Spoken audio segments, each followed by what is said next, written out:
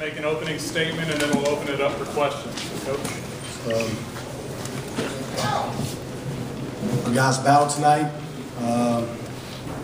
against a great team on our home floor, and we gave them everything we had, and we just couldn't hold on. And you got to tip your hat off to Kentucky for sustaining and taking our blows and finding a way to win. But I'm proud of the effort of my team as we continue to grow on this new journey, and we're not there yet. But I like where we're going, and I can't say too much, not enough about the effort and the passion that they brought tonight against Kentucky. Sean, what did you say to the Kentucky players there at the end of the game? I just told them that there's no hard feelings and let's put this thing to bed. I'm an ultimate competitor. I'm the head coach at Morehead State University, and I'm proud of it. But I'm a human being and a coach, and I just made a statement, and I made sure they understood that there's no hard feelings between me towards them. John, how much was Kentucky's point guard situation something that you and your guys tried to take advantage of with pressure and so on, and how did they hold up to that? Well, you know what, Jerry? We didn't white them a lot because John did a good job of spreading us out to where we couldn't trap. The only thing we could trap was ball screens. We couldn't really trap in our full court pressure, but we kept enough pressure on them to where they just couldn't breathe and make easy cuts or easy passes, and that's how we were having success early in the game, not letting the bigs catch it easily, push them out some. We just wanted to be physical and keep a body on them for 40 minutes. Sean, they say that teams usually reflect the personality of their coach. How much do you think right now this team reflects your personality? What you think? How'd they look tonight? Huh? They look just like me, right? You see me every day, and that's how we're going to be every day. We're going to fight. Nothing's given to us. We're considered underdogs even in our own conference. So every day we step out in practice and in games, we got to have a chip on our shoulders that we have something to prove. John, as a former point guard yourself, would you agree that Kentucky does not have, at least at this stage, a classic or a true point guard? Are they compensating for that? He's compensating for it, and he's doing a heck of a job. What he's doing is he's giving Goodwin situations where he doesn't have to think. You know, if he's up at the top and he sees Wood, go get it. And we had a hard time staying in front of Goodwin. Whenever he had to set something up and make a play, that's when he struggled. But when he doesn't have to think and just go attack the rim, that's when he's good. So Johns has got that. That's how he's got to have success with Goodwin at the point guard position.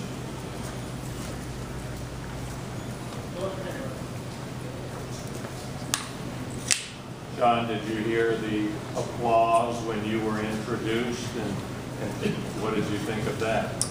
You know what, Jerry? This is Kentucky, man. You know, things happen. People say things. But everybody who knows me, who has any type of significance, knows what type of person I am. And they know I'm the ultimate competitor. And I ain't the first person who said something as a basketball coach. I'm not that kid anymore. I'm a basketball coach now. So, you know, what I said was not a kid thing. What I said was a coaching thing, a mature thing, looking at youngsters right now. But other than that, I want to move on from that. I don't ever want to hear about that situation again. If you want to talk to me, let's talk about Morehead State basketball and what we're doing there. What was the experience like coming back here and coaching?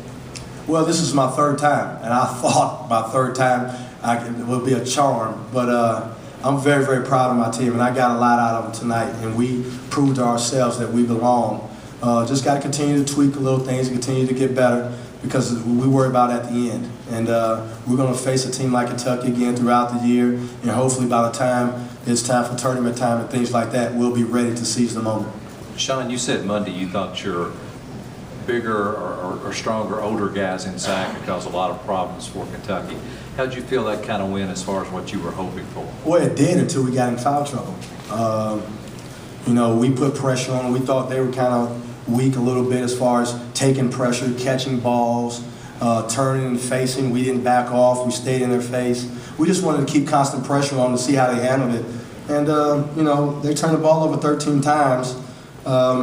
But you can't continue to pressure like that when some of your key guys are out of the game or in foul trouble, and that kind of negated our hustle a little bit. John, you guys had 16 offensive rebounds. How much do you see Kentucky as maybe being vulnerable? This isn't the first game where the opponent has done well on the board. Well, because they all want to be shot blockers. You know, until he gets control of his defense and they become more disciplined at who's going to block the shot and who's going to box out, they're always going to be in trouble with the offensive rebound situation. But, you know, that's something he's got to figure out, and hopefully he does, but that's what we wanted to exploit tonight.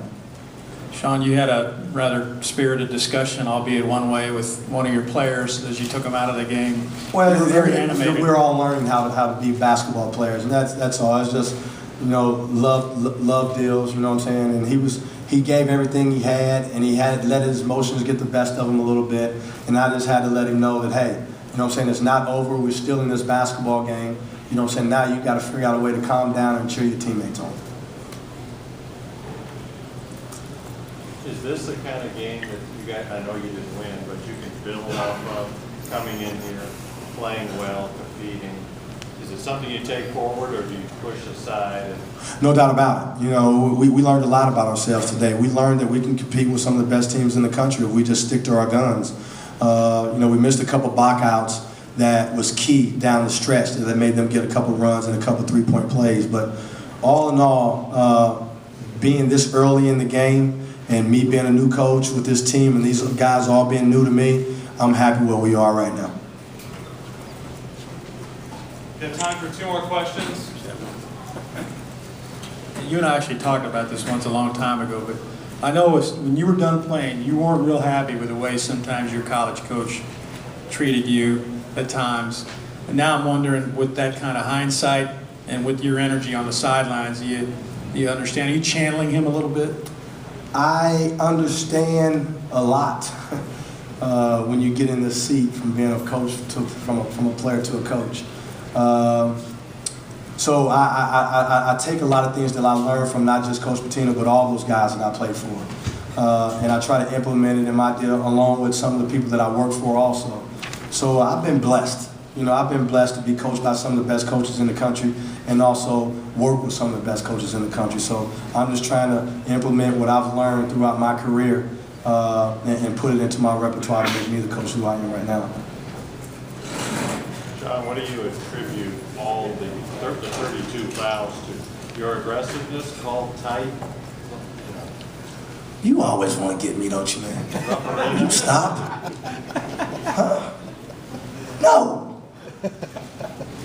Hey, it is what it is. We ain't gonna stop what we do. You know what I'm saying? And that happened today. This is the 3rd game that this happened. You know, but hey, we're not gonna stop what we do.